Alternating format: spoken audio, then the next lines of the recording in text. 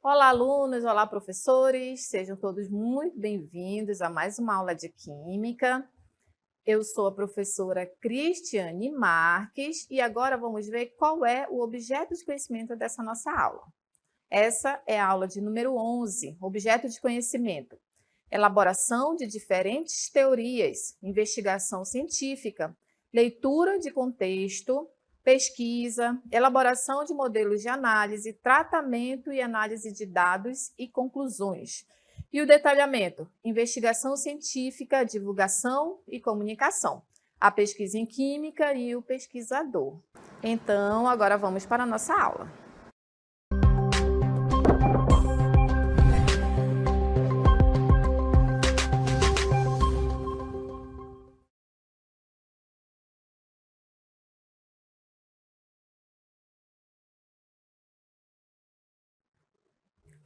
Quando a gente tem nosso conforto em casa, tudo que nós temos hoje em dia surgiu de um porquê, né? Porque desde a época da antiguidade, por que que a Terra é redonda? Por que que o céu é azul?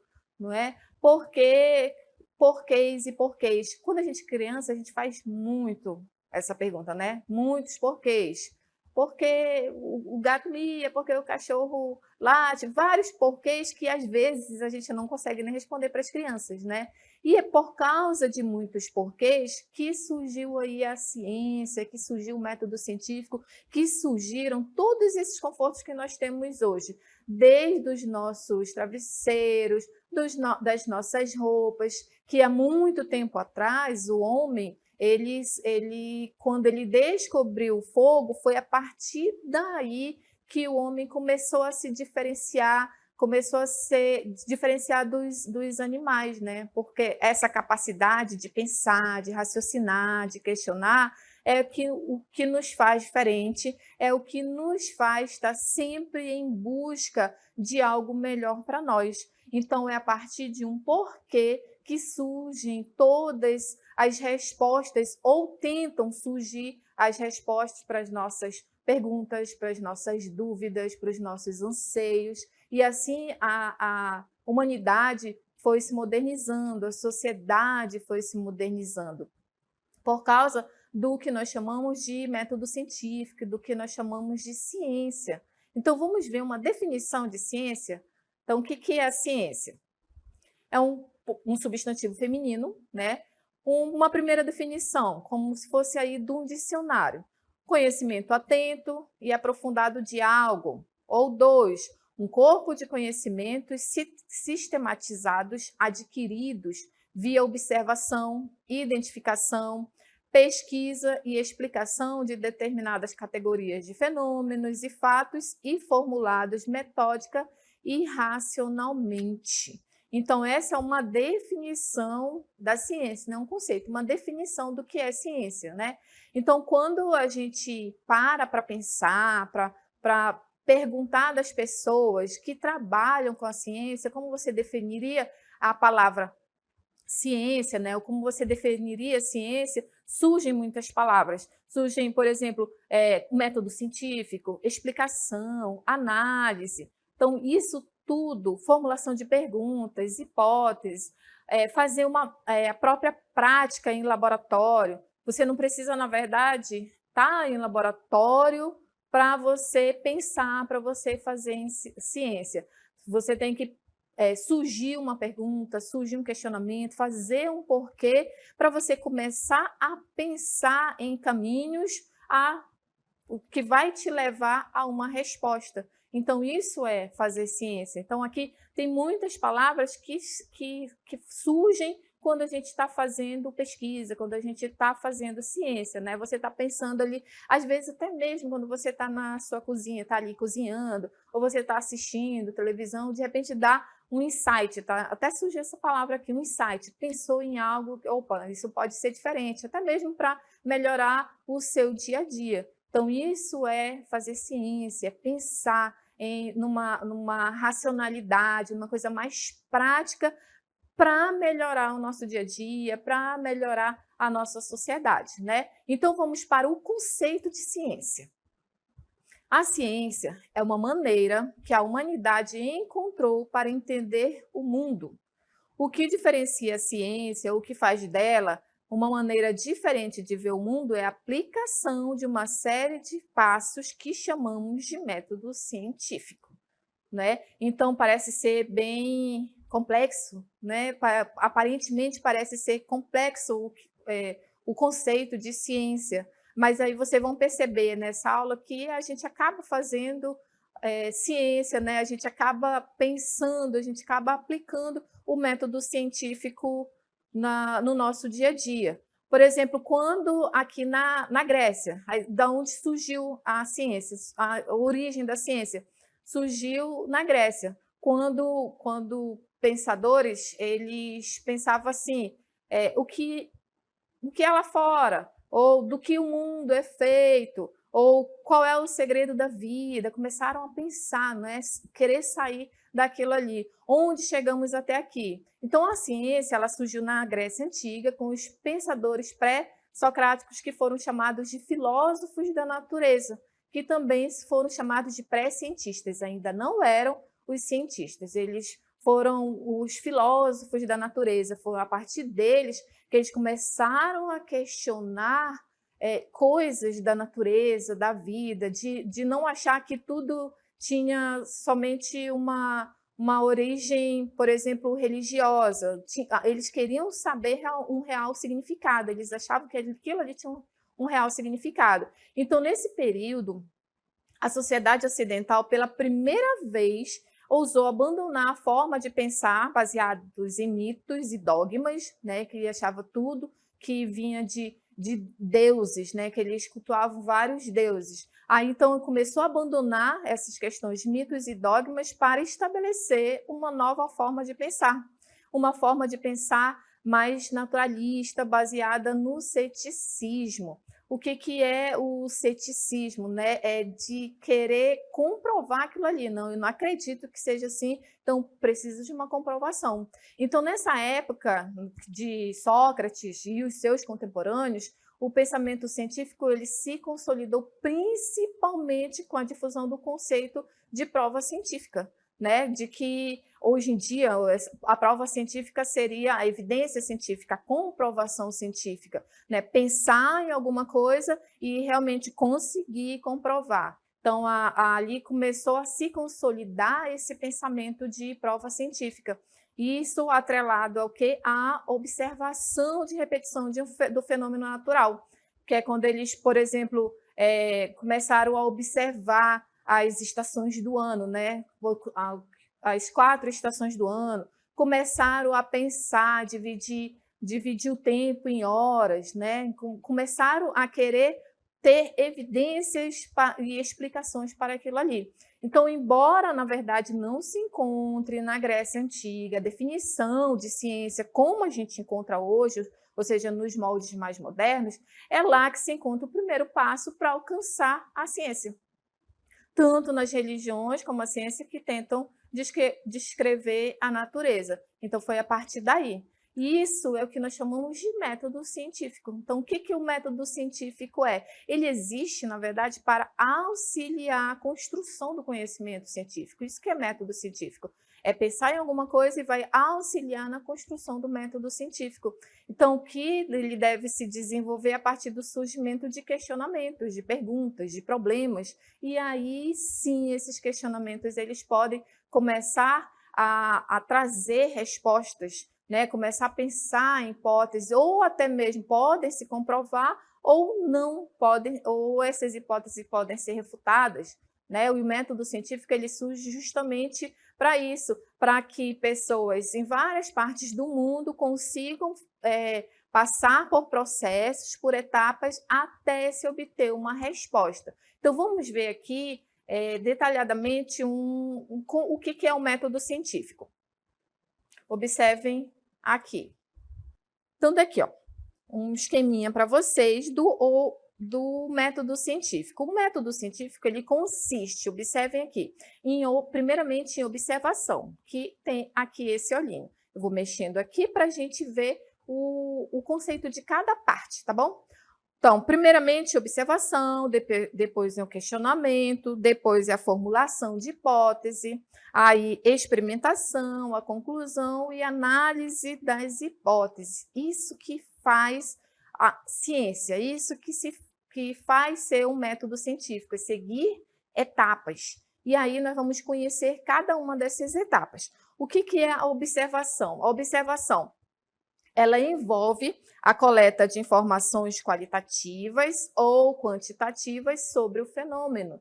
O pesquisador, nesse caso, deve olhar para o que precisa ser respondido e, assim, buscar mais informações sobre a situação. Então, um pesquisador, ele observa algo e aí ele vai em busca das respostas, ele observa aquilo ali, né, o que ele quer descobrir. E aí, depois da observação, o que um pesquisador deve fazer? No próximo passo, ele deve fazer o questionamento, né? Por que isso? Por que aquilo? E se eu fizer isso? Se eu fizer aquilo? E se eu colocar mais, por exemplo, mais sal ou mais açúcar em determinada solução? O que vai acontecer? E essa é a parte do questionamento. Então, o que é o questionamento? Na parte do questionamento, são construídas perguntas que podem ajudar a explicar o fenômeno. É aí que surgem as perguntas para começar a explicar o fenômeno, ou resolver a questão em estudo, ou encontrar possíveis razões que ocasionaram a situação problema. Né? Então, alguns exemplos de questionamento são, por exemplo, como tenho aqui para vocês, por que esse fenômeno ocorre? Né? Quais os fatores que podem influenciá-lo? Como é possível descrevê-lo? E assim se vai construindo ali a sua pesquisa. É assim que vai se construindo tudo que nós temos hoje a partir dessas etapas. Né? A primeira observação, depois o questionamento, e depois do questionamento ocorre a formulação de hipótese. Né? O que é a formulação de hipótese? Nessa etapa são elaboradas possíveis respostas ou soluções aos questionamentos, né? Porque que são propostos na etapa anterior. Você fez um questionamento e, ao mesmo tempo, você já pensa qual o caminho que pode chegar.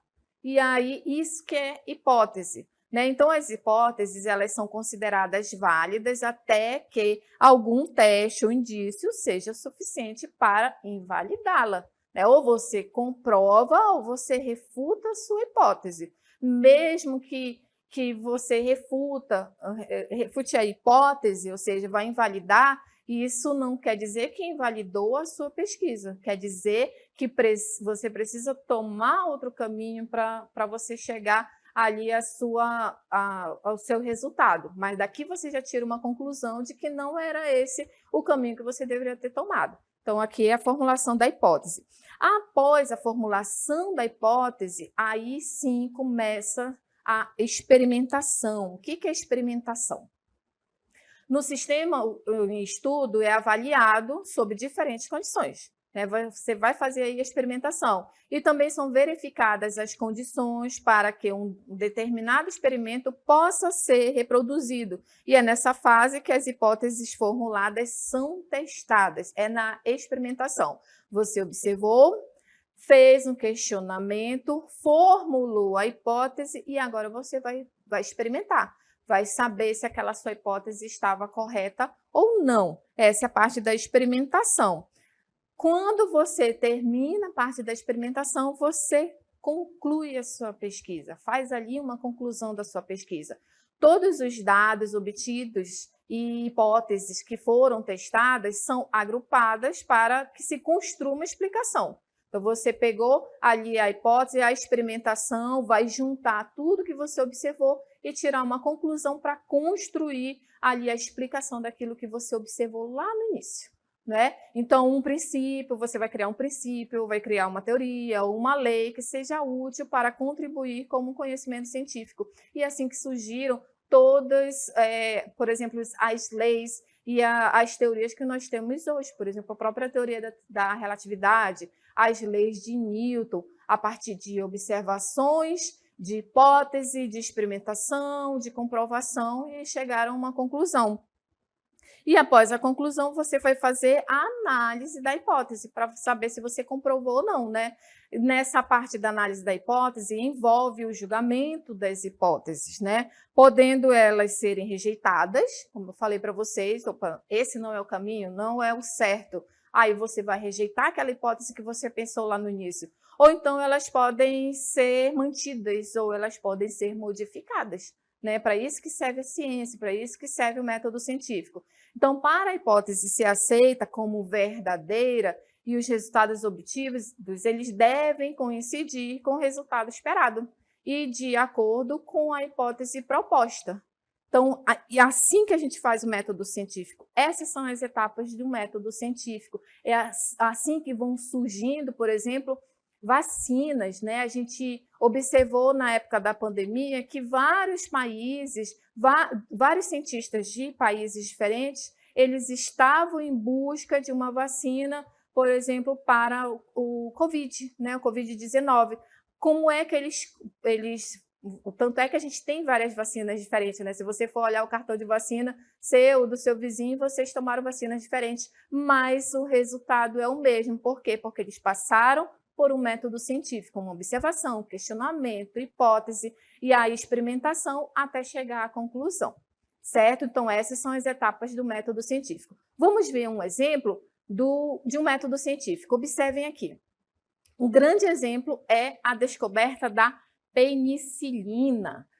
O cientista Alexander Fleming, ele estudava colônias de bactérias Staphylococcus aureus. Em determinada ocasião, ele verificou que algumas amostras já abandonadas, elas haviam sido recobertas por uma espécie de mofo, causado pela presença de fungos, ocasionando a morte das bactérias de estudo. Então, observem aí essa imagem, que é a pesquisa, né, do Alexander Fleming. Então, dá para observar a presença do mofo, que é popularmente conhecido como bulô. E aí, mais tarde, partindo dessa observação, os cientistas Howard Florey e Ernest Chain, eles formularam questionamentos e hipóteses, ou seja, eles seguiram o método científico, né? E em seguida, eles testaram em experimentos científicos. Então, nesses testes, o que eles fizeram? Eles isolaram e estudaram o fungo e depois eles testaram em ferimentos dos soldados na Segunda Guerra Mundial. E aí eles conseguiram chegar ao que nós temos hoje, o primeiro antibiótico, na verdade, que é a penicilina, que é um dos mais importantes da medicina. Então, esse daí é um grande exemplo de método científico, observação, hipótese, experimentação, até chegar a uma conclusão. E aí, o que se tem hoje em dia, a gente já tem vários tipos de antibiótico, né? E aí, quais são as contribuições da ciência para a humanidade? Né? Quando se aplica a ciência, tanto pela técnica, pelo conhecimento adquirido, se resulta numa série de avanços para a sociedade. Né? Então, projetando-se desse jeito novos modos de produção e alterando-se os rumos do desenvolvimento da sociedade. Né? Antigamente, a gente não tinha os carros que a gente tem hoje. Hoje em dia, a gente já tem carro elétrico. Né? Então, o tanto que foi se modernizando a sociedade por conta aí da aplicação de métodos científicos. Né? Então, grandes avanços eles foram proporcionados pela ciência ao longo de décadas, que foram, por exemplo, o tear mecânico, as máquinas a vapor, a locomotiva, os medicamentos, as vacinas, os avanços tecnológicos e tantos outros. Né? Então, passamos por revolução industrial até chegarmos ao que nós temos hoje de grandes indústrias, grande desenvolvimento para a nossa sociedade. E aí, com o passar dos anos, foi sendo desenvolvido o que nós chamamos de formalismo científico, que os conhecimentos passam a ser universais. Né? Não é um conhecimento somente guardado em laboratório por um grupo de cientistas. Né? Então, eles a partir daí foram sendo enunciadas leis, teorias científicas, e algumas das quais vigoram até os dias atuais, como, por exemplo, as próprias leis de Newton, né? A teoria da relatividade, muitas leis e teorias que a gente estuda. E aí o método científico, como ele é conhecido hoje, ele foi sendo construído em paralelo à ciência, seja ela química, física, biologia, e atualmente ela é uma ferramenta fundamental, né? O método científico é uma ferramenta fundamental para a validação da ciência, né? Para a validação científica, para a tecnologia, para o desenvolvimento do mundo moderno. No entanto, o conhecimento científico ele também pode, inclusive, ser direcionado para a satisfação de interesses de pequenos grupos. Por exemplo, nesse caso aí, eles podem ser prejudiciais, se tornar prejudicial. Um grande exemplo disso é o uso de armas nucleares, as armas químicas, né? Que a gente já viu que foram lançadas nas grandes guerras, né? E esse também é um grande problema de fazer grandes descobertas e essas grandes descobertas ficar nas mãos de interesses de pequenos grupos, de interesses de pequenas pessoas. Hoje em dia, a gente não tem, graças a Deus, aqui mais lançamento de armas nucleares, mas a gente sabe que elas existem, a gente sabe que tem muitas armas de todos os tipos hoje em dia. E aí um grande problema também da humanidade é o lixo, né? O lixo, a poluição dos rios, dos mares, do ar. Esse é o grande problema, né? E aí, falando em método científico, eu trago para vocês a parte da química, como que a química se desenvolveu até nós chegarmos hoje, né? A concepção aristotélica, ou seja, Aristóteles, ele pensava na formação da natureza que era feita por terra, fogo, água e ar. E aí, quando se misturava terra com fogo, terra com ar, e se tinham as outras situações úmido, quente, então ele pensava desse jeito. Só que essa concepção ela foi abandonada pela constatação da impossibilidade da extração de, por exemplo, de elementos de uma substância, por exemplo, como vocês devem se lembrar, transformar materiais baratos em ouro. De quem foi que derrubou toda essa concepção aristotélica foi um químico chamado Robert Boyle, que ele foi o primeiro químico moderno, né? Então, o Robert Boyle, inclusive, ele apoiou fervorosamente uma lei que proibia o uso da alquimia para a produção da pedra filosofal, do elixir da longa-vida, pois ele considerava essa ideia fútil e até materialista. Então, o que Robert Boyle pensou? Ele começou a traçar a química saindo da alquimia, do misticismo, para a química moderna, né? Na verdade, para a química, saiu da alquimia para a química. Então, a história da química moderna ela pode ser traçada até a distinção da química até a alquimia, quando ele organizou todos os seus pensamentos, ele descrevia tudinho como é que se diz? No livro, ele fez um livro chamado de O Químico Cético, que era aquele que não acreditava em dogmas, ele queria aquilo ali comprovado. E, além disso, vieram outros cientistas também, cientistas médicos, William Cooley, Joseph Black, Torbern Bergman e Pierre Mecker. Então, a partir daí, dessa ideia de Robert Boyle, saiu a alquimia para a química moderna. Por isso que ele ficou conhecido como o pai da química, não da química moderna. Ele ficou conhecido como o pai da química, porque ele foi responsabilizado, né? O responsabilizaram por transformar a alquimia em química. E foi ele que introduziu o método científico. Ele assumiu uma postura totalmente diferente dos alquimistas dos seus dias, daquela época, porque ele publicava abertamente, como eu falei para vocês, todos os detalhes do trabalho dele. Ele publicava, então fazia o método científico. Então, o seu conceito sobre pesquisas científicas foi descrito aí nesse livro, O Químico Cético. E aí, partindo daí de Robert Boyle, vieram outros cientistas, como, por exemplo, o Antoine Lavoisier. Esse, sim, ficou conhecido como o pai da química moderna. Antoine Lavoisier, ele tem uma frase muito conhecida, que na natureza nada se cria, nada se perde.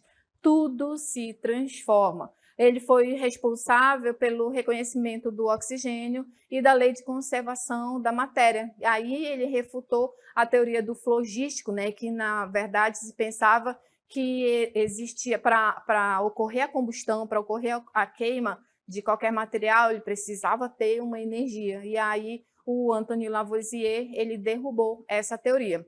Passando mais anos adiante aí, nós temos um outro químico muito importante, que foi John Dalton. John Dalton, ele, por muitos anos, 2000 anos antes de John Dalton, ele elaborar, ali, ele fazer a comprovação da existência do átomo, já se pensava no átomo, né? Lá nos filósofos gregos, Leucipo e Demócrito, pensava-se que a matéria era formada por algo muito pequeno que não poderia ser mais destruído, né? Que não poderia ser criado, não poderia ser dividido. Aí foi quando John Dalton elaborou uma teoria de modelo atômico em 1803. Aí foram provadas aí as propriedades químicas e físicas da matéria. Foi quando ele formulou a lei de relações da massa. Foi ele que elaborou o primeiro modelo atômico, que ficou conhecido como bola de bilhar, que era um átomo indivisível, indestrutível, não poderia ser criado. E aí, com o tempo, surgiu um outro cientista, de John Dalton até chegarmos nesse cientista, que é o Bohr, né? Veio o átomo, primeiramente o átomo de Dalton, aí depois o átomo de Thomson, depois o átomo de Rutherford, e até chegarmos aqui no Niels Bohr, que ele também pensou no átomo como tendo elétrons em órbitas estacionárias. Nisso é através de uma reformulação do átomo de Rutherford, que já pensava-se que a matéria que o átomo tinha um núcleo e os elétrons girando ali ao redor. Mas aí o Bohr, ele pensou que ele colocou no seu método científico que as órbitas eram estacionárias. E aí, por último, aqui na química, nós temos Dmitry Ivanovich Mendeleev, que ele compôs a tabela periódica dos elementos químicos justamente graças às descobertas de Dalton. Então, essa daqui é a tabela de Mendeleev, né? Ele organizou os elementos químicos existentes na época na verdade, ele organizou por números de massa, e hoje em dia a gente sabe que não é por número de massa, é por número atômico, que nós temos aqui a tabela periódica, são 118 elementos químicos, que vocês já devem ter estudado bastante a tabela periódica. Então, esses foram alguns químicos bastante importantes que aplicaram o método científico e tiveram as suas descobertas. E agora eu trago para vocês um vídeo de uma pesquisadora aqui da nossa época. Assistam, que é bem interessante.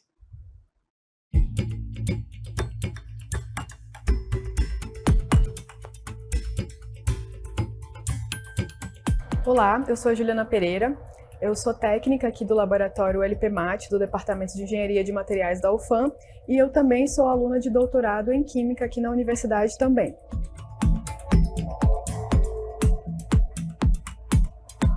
Hoje eu vou contar um pouco sobre como é a minha rotina como pesquisadora, né, como estudante de doutorado, né? A área da pesquisa, ela, principalmente para nós que trabalhamos com pesquisa experimental, né, ou seja, temos que estar aí no laboratório, ela não envolve somente essa parte, é uma parte muito importante do trabalho, mas também tem toda uma etapa prévia de estudo, você estudar o seu material, você estudar a sua metodologia e você planejar o seu experimento, né? E aí, depois de ter todas essas informações, que a gente vem aqui para o laboratório, né? No nosso caso aqui, que é um laboratório de materiais voltado para a parte energética, nós produzimos materiais poliméricos e materiais cerâmicos, né? Nós usamos métodos de síntese específicos para esses materiais.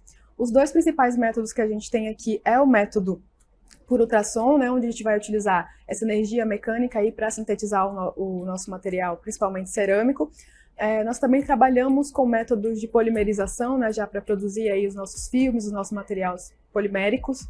Temos também métodos em que a gente usa impressora 3D, né, com soluções poliméricas para produzir aí os nossos filmes e as nossas membranas. Bom, e aí, após toda essa etapa, né, de metodologia, de produção do nosso material, vem uma etapa de aplicação, de estudar as propriedades desses materiais. Esses estudos eles podem ser em relação a propriedades térmicas, propriedades elétricas, que é o foco aqui do nosso laboratório, né? Mas também outras propriedades estruturais, né? Enfim, várias informações que a gente pode adquirir aí sobre as propriedades dos nossos materiais.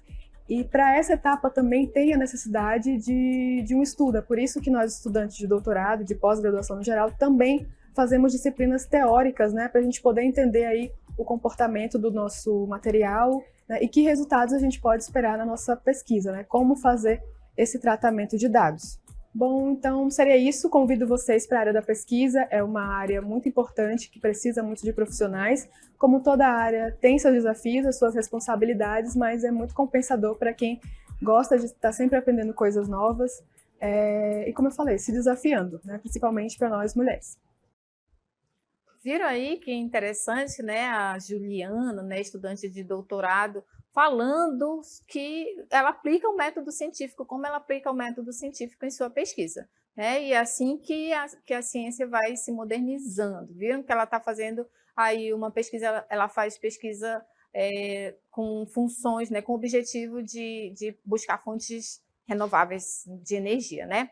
E para concluir a nossa aula, estou aqui numa galeria do Prêmio Nobel, na verdade, de alguns, né, cientistas da química, na verdade, alguns químicos que ganharam o Prêmio Nobel, né? Alfred Nobel, ele foi um químico e inventor da dinamite, e aí antes dele morrer, um ano antes dele morrer, como ele não tinha herdeiros, e a sua dinamite, na época, ela estava sendo usada para fins bélicos, e ele não queria ser conhecido como costumavam chamá-lo, né, de o mensageiro da morte, mensageiro da guerra. Ele ficou muito triste com essa situação de achar que quando morresse ele fosse conhecido desse jeito. Ele fez um testamento deixando 95% da sua herança para áreas da química, da física, da medicina, da literatura e da paz, para que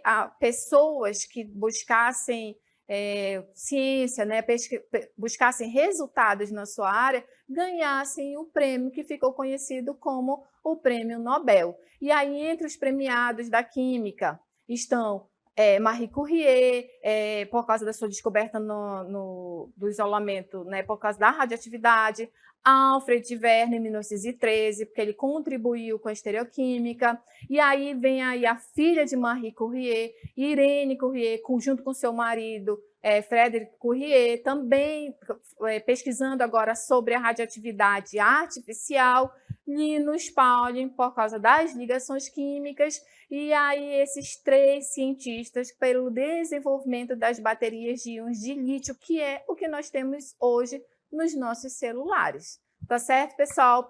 Terminamos por aqui a nossa aula sobre o método científico e espero que vocês tenham gostado. Até a próxima aula.